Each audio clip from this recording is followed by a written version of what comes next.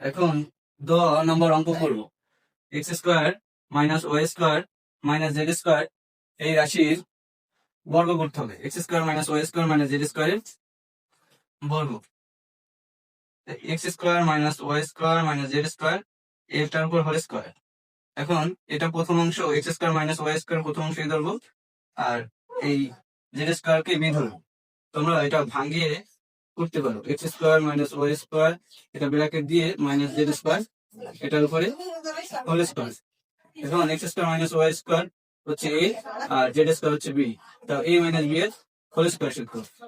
তা A square বলতে X square minus Y square minus 2 A B বলতে Z square plus B square.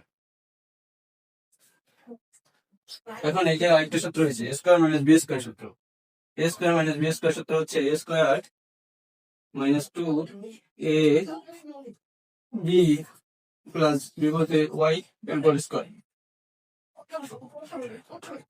এখন minus 2 কে Z square দ্বারা গুণ করলাম, 2 ইন্টু জেড স্কোয়ার আর into X square minus Y square plus Z এর উপর স্কোয়ার এর উপর হোল স্কোয়ার হবে জেড টু দ্য পাওয়ার 4।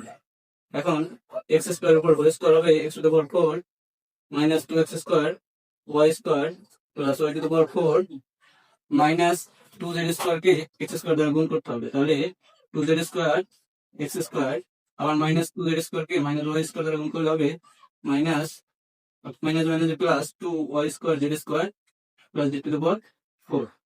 এখন সব পাওয়ার গুলো আগে নিব। X to the power 4 plus y to the power 4 plus z to the power 4 minus 2x square y square minus 2z square x square plus 2y square z square. এটাই answer.